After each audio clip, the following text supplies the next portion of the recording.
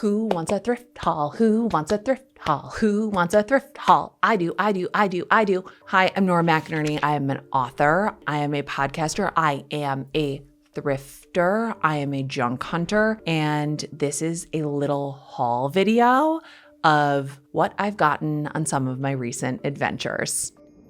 There are a few reasons why I love thrifting. One is that I am highly sentimental, and I'm sentimental about things that don't even belong to me yet.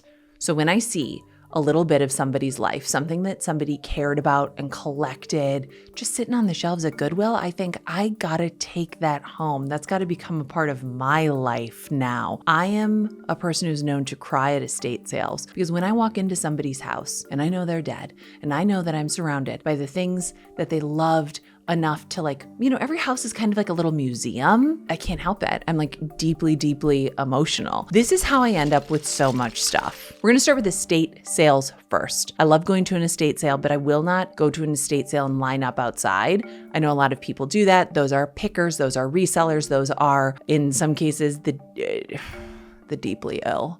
I'll say it. I've been to estate sales where I'm like, sir, you're unwell. I think you should leave. And that's coming from a woman who's crying. But you arguing over a China pattern right now with a stranger, that belongs in the DSM. Anyways, my mom was in town. We were driving around. We saw a sign for an estate sale. We had to pull over. This was in a little bungalow near downtown Phoenix. The neighborhood is called Willow. It's so cute. It's a bunch of little arts and crafts houses, craftsman style houses. Really, really beautiful, little tiny houses, historic, so cute.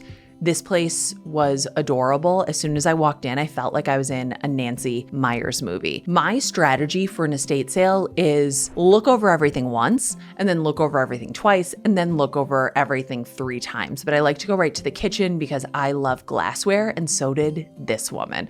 I could tell being in her kitchen, huge kitchen, with a butler's pantry, by the way, that this was a woman who loved to entertain. Her collection of pressed and cut glass was astonishing. She also had a lot of copper pans, copper cake forms, all of that stuff. She had a ton of those as well. That's not really my thing, but I do love glassware. I do love pressed glass. So I looked through all of that stuff, wandered into her room, through her closet. I held myself back from buying a lot of sequined tops. I really do love them. However, I tend to buy them and not wear them. So I knew that I was not looking for clothes. I was looking for any kind of glassware, plates, and always books. She had a huge yard. So we went outside and I was led to a Christmas garage. This was a garage that was filled with Christmas stuff to the brim. Christmas dolls, Christmas decor, more Christmas dolls, a lot of dolls. I mean, a lot of dolls. Then when we went back inside, I ended up in her office and I realized that she was a writer. She had written a bunch of historical novels. Her name was Jana Bommersbach. I'm on her Wikipedia right now, okay? This is what I do when I go to estate sales. It's not enough for me to just look through your stuff. I have to know who you were, and then I gotta know about you because if I'm taking something of yours home, I wanna know who it belonged to. I did leave with a couple of her books. And I also left kind of loving her, this complete stranger. She was known in the neighborhood for Christmas. She was like the queen of Christmas. And for years, in the 80s, the 90s, maybe even into the 2000s, she would open up her home and have actual Santa there and up to 12 Christmas trees and invite the neighborhood into the experience. I love knowing somebody's lore. So then I had to dig in because she wasn't just an author. She also worked for the Arizona Republic. She also worked for, I think, the Phoenix New Times. And I found this tribute to her that was written after she died. It's called, "I'm Going to Miss You, Jana Bommersbach. You were my favorite crackpot liberal." I had one friend like Jana Bommersbach. She had 10,000 like me. She was somebody. She's one of the biggest stars in the Arizona galaxy. Big in name, big in profile, and most of all, big in laughter. God, that woman could laugh, and I loved her for it. Jana, the hard-charging feminist, me, the frumpy conservative. When the news broke on Wednesday that she had passed away at age 78, I marveled at how a person gone can make your heart still glow. She was a roaring evangelist of the feminist left. I was a frumpy disciple of the free market right. Some friends agree to disagree. Jana and I just agreed the other was nuts. Once that was out of the way, she was pure joy to be around. We used to go to lunch semi-regularly and argue and share gossip and talk about our latest projects. Whenever she'd visit the newspaper, she'd make the rounds and eventually her way to my office, and the laughter would begin anew. She could do some crazy things, like her annual Christmas party that was a who's who of Metro Phoenix mixed with a bunch of Star Wars misfits. Those misfits could be anyone from a frumpy newsman like myself to a bum off the street to even a convicted killer fresh out of prison whom Jana fervently believed was innocent, and the rest of us, well, oh boy. She was a swashbuckling, muckraking reporter for the Arizona Republic and Phoenix New Times who settled into writing history books and freelancing for magazines. I love this. I don't know if anybody at the estate sale knew that. I didn't until I left, and now I know even more about this woman, and now I'm even happier that I own one of her costume necklaces and 2 of her books. That's what I love about thrifting. That's what I love about estate sailing. That's what I love about going to flea markets and junk markets, is that really, when we are gone, all that is left is our stuff. All that's left is our stuff and our stories, and eventually people forget our stories, and some of our stuff just ends up in a landfill, and this is why I have an anxiety disorder, but stuff does tell a story. And I love finding the story behind it. You can't always do that though, which brings me to Goodwill. I live by a Goodwill. I also work by a Goodwill. Goodwill has its problems, okay? Some people consider it to be problematic. I think, yes, many things can be true at once. And also participating in the circular economy, trying to get more life out of the stuff that already exists on this earth because we are over-consuming, overproducing, over everything is generally good. But when I go to Goodwill, I have a strategy.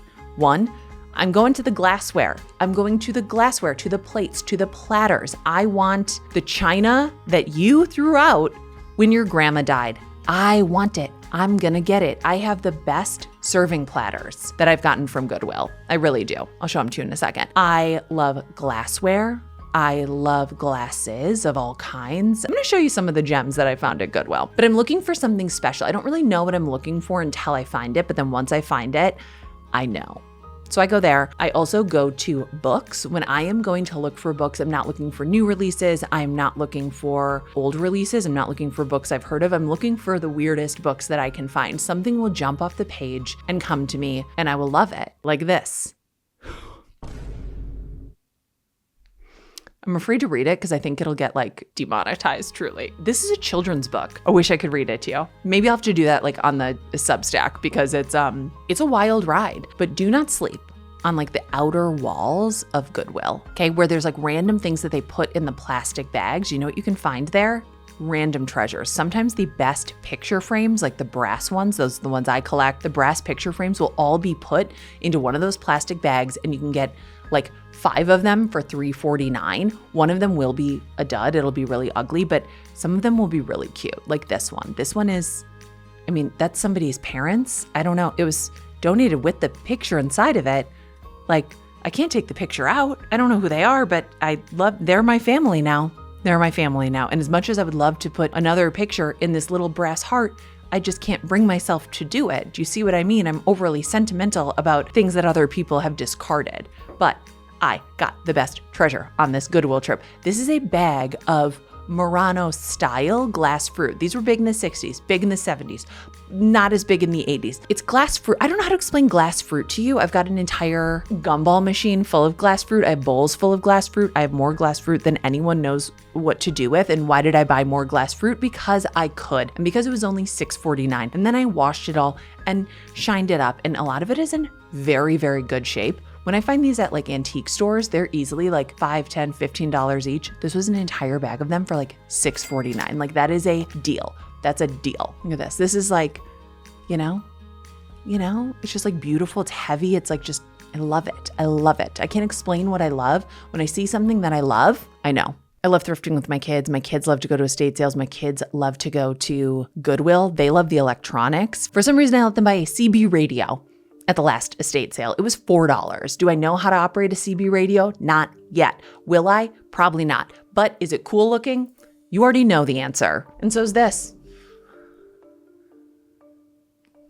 Yeah. Assuming some kind of scuba diving trophy. I don't know. I had to have it. Can't believe they took the nameplate off. I want to know who won it and why, but it came from Champion Trophies, 2013 North Main Street, Santa Ana, California, 92706. You can call them 542-5743. It's heavy. It's like good. This is like, I don't know what it is. It's heavy. That's all. That's all I can say. And it's cool. And I want it, so I have it. Really, I love thrifting because I love dead people's things. I love other people's garbage. Some man's garbage is this woman's treasure, and I gotta have it all. I love giving new life to something that other people see no life in. And I like having things that tell a story, even if I don't know what that story is. Phoenix Suns glassware from like the 90s, maybe. I don't have a dishwasher, relax. It's a little cloudy. That's okay. Vintage cafeteria tray. Okay, when you're having girl dinner, you want to eat it off a vintage cafeteria tray. I am telling you, this is a treasure. This was $1. Or you want to eat it off a Noritake china plate. Okay, I don't know who got rid of this. You're a sucker. Why would you do this? I have 12 of these. Look at this cookie jar. You kidding me? Look at this. Beautiful. It came with a set. There's one for sugar. There's one for flour. There's one for tea. Whole little city. You see what I mean? I love treasure hunting. Let me know what treasures you find. Let me know if you like estate sailing, if you like Goodwill, if you like thrifting. What are your tips? What are your tricks? If you're a thrifter, if you're an estate sailor, if you are a junker, if you just like random stuff, I want to know what you found recently. I want to know what kind of treasures you've scared up and what kind of treasures you think, what your treasures are that other people will want at your estate sale. That's a weird, dark thought, but it's one that I have often. I am often thinking about my life in terms of what my estate sale will look like. That's crazy.